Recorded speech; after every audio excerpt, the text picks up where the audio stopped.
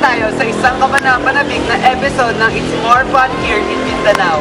Famous tourist attraction, Region 11, Davao, Region 12, Socsargen, Region 13, Caraga, and the autonomous region, Muslim Mindanao will be revealed. Ano bang hinihintay natin? Tara na't libutin. Alamin, tuklasin ang kingganda ng Mindanao. It's more fun here in the Philippines. Piling mo ang Pilipinas. Marami nga mga reyon dito sa Pilipinas ang sikat na sikat dahil sa natatangi nito ang kagandahan. Sa episode na ito, ating silipin ang natatagong ganda ng Mindanao. Pilipinas, oh, tara na kanta ng Pilipinas. First stop, Region 11, also known as Mindanao Region. The Davao Region or Southern Mindanao. Designated as Region 11, Davao Region consists of 4 provinces, namely Compostela Valley, the gold mining capital, Davao del Norte, the banana capital, Davao Oriental, the coconut capital, and Davao del Sur, the mango capital. Tagum City is the capital of Davao. It is also the palm city of the Philippines and also the music capital of Mindanao. Philippines, ang welcome tourists and guests in Davao Region are great. Mabadagat man at pagawid, napakasarap talagang maglakbay. By air traveling, the international airport in Davao City. The Davao International Airport, or also known as Francisco Bangoy International Airport, is the largest and most developed in Mindanao. And by water traveling, the region's principal ports are the Sasa International Seaport in Sasa and Santa Ana Pier in the Chinatown District, both in Davao City. Second, Panabo Seaport in Davao del Norte and the Mati Seaport in Davao Oriental.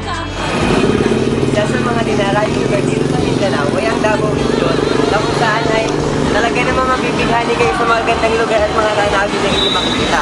Sigurado nyo mag-i-enjoy ang buong pamilya at buong barkada sa inyong gagawing bakasyon. Isa na dito sa mga dinarayong lugar ay ang Davao Orchid Farm.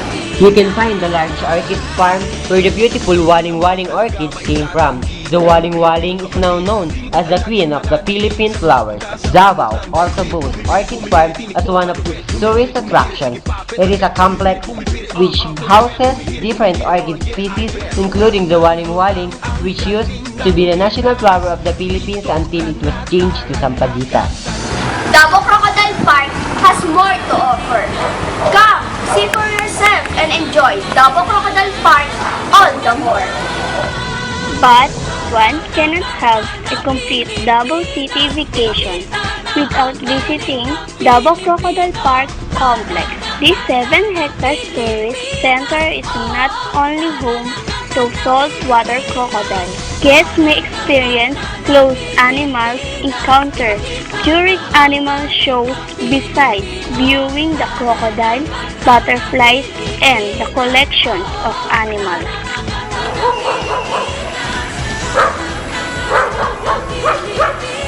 Kahit anong buwan ka man bumisita dito sa Davao, ay talaga namang napakasaya dahil sa mga festivals at festivities na ginagawa buwan-buwan.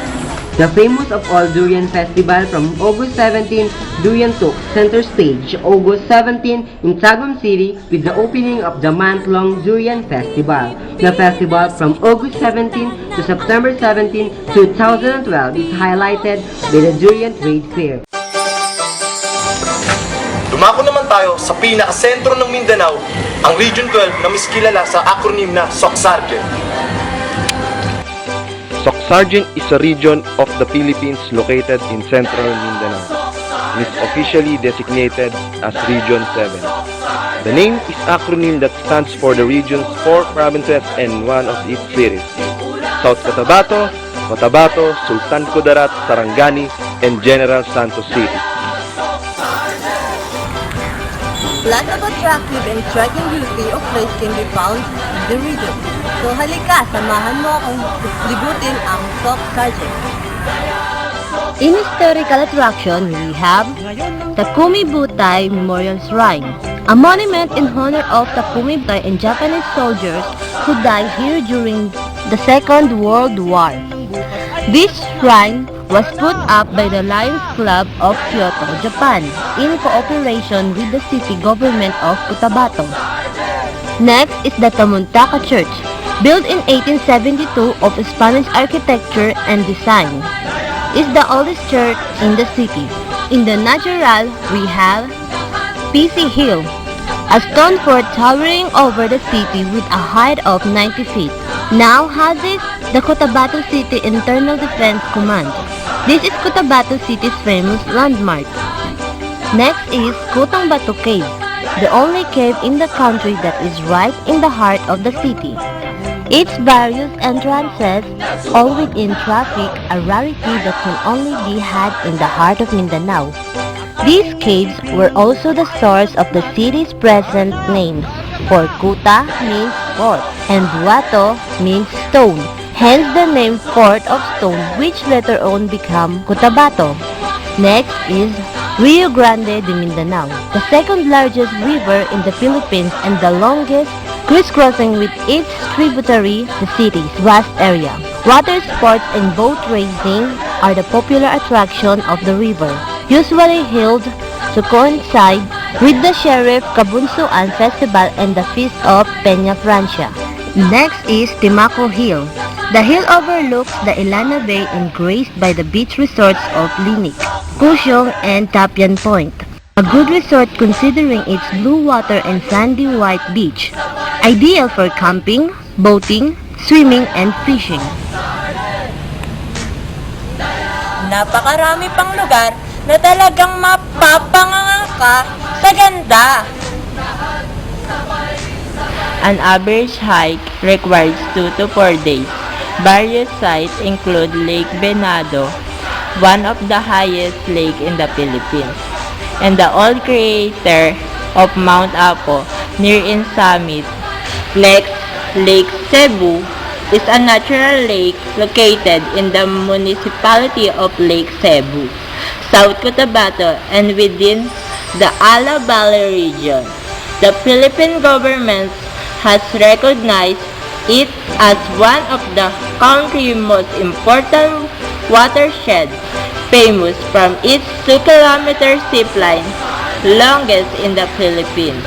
Another, Barras Bird Sanctuary, the most visited site in Tagorong. The Barras Bird Sanctuary is truly a humbling experience. It offers a melodious harmony of birds, a pleasure for bird watchers. Gumasa Beach, England, loved as the small Boracay in Mindanao. Barangay Gumasa has a 6-kilometer long crescent beach on Sarangani.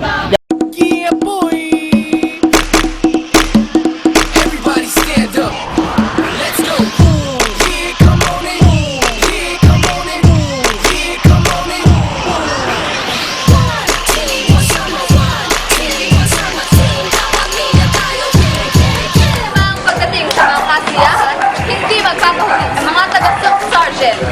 Tunay namang hitik na hitik sa mga pagdiriwang at festival.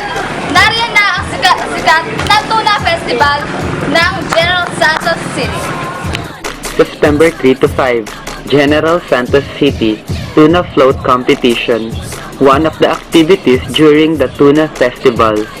The week-long celebration features different events and activities focusing on the tuna industry of the province.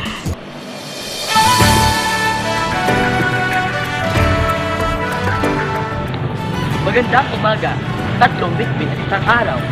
Pilipinas, Luzon, Visayas at Mindanao. Natapos na natin ang dalawang rehiyon, pero hindi pa tayo nagtatapos dyan. Atin namang alamin, sumapat ang natatagong ganda ng Region 13, o mas kilala sa tawag na Caraga.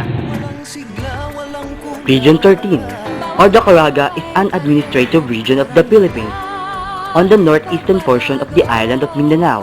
And remember, the region is composed of 5 provinces: Agusan del Norte, Agusan del Sur, Surigao del Norte, Surigao del Sur, and Dinagat Islands. Tunay na nakakagutom ang mga pagkain dito sa Mindanao. Isa sa mga pagkain pinagmamalaki nila ay ang tinatawag nilang palagsing. Palagsing is a local delicacy popularly made in Bansa, one of the old population of Butuan City. They are delicately wrapped by banana leaves and are boiled for 30 minutes to create the soft consistency of palagsing. Magpapahuli ba naman ang rehiyon nito sa magagandang lugar? Siyempre, hindi. Nangunguna na dyan ang Balangay Shrine Museum. Tara, silipin natin ang museo. This wooden plank build and edge peg boats measure an average of 15 meters in length and 3 meters wide across the beam. Agusan River is the widest, deepest, and longest navigable river in Mindanao, Asian Century Museum. This is the newest museum in Butuan City, National Museum, Butuan Branch, or the Regional Museum. Mount Mayapay, it rises to 2,214 feet above sea level. Delta Discovery Park is a newly opened zipline in Butuan, a hidden paradise in the heart of the city. This is also known as the longest zipline in Mindanao and in Asia. Halika't makisaya at maranasan ang kakaibang dulot na ligaya ng iba't ibang pagdiriwang dito sa Soc Sargent. Unang-una na nga dito ay ang Kahimunan Festival. The Kahimunan Festival is celebrated every third Sunday of January in celebration of the city of patron Señor Santo Niño. This celebration is a version of Sinulog Festival of Cebu City. Next, Abayan Festival is a part of cultural festival in celebration of Saint Anne, patroness of Agusan River. Another, Aldaw Hong Butuan, is Charter Day celebration of Butuan. Napag-alaman ko rin na napakarami palang mga activities na maaaring gawin sa rehiyon na ito. Unang-una na dyan ang surfing. Siargao is reputed as the surfing capital of the Philippines, island hopping, the mountain biking, trekking, Idagdag mo dyan ang mga gawain sa dagat tulad ng sea kayaking. Sea kayaking, scuba diving, caving. Pinakahuli nating itatampok ay ang ARM o ARMM. Halina't isa-isahin natin ang mga probinsya at pinagmamalaking ganda. Minaldo Zoo, one such attraction in the Moncado colony in Kadiliman. Other sites include the kilometer 0 point marker, from which all distance in Mindanao are measured, the Aga Khan Museum, and Mindanao State University. Mindanao is the second largest and deepest lake in the Philippines. Maguindanao. Today, the main attraction of Maguindanao is the Rio Grande de Mindanao, the second largest river in the country, Basilan.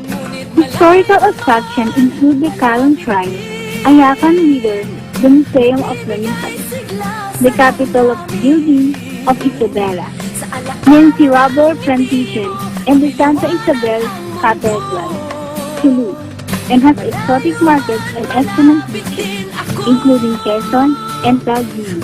Tawi-Tawi, main attraction includes the provincial capital city in Bungaw, and Sintangsan, also known as the Venice of the East.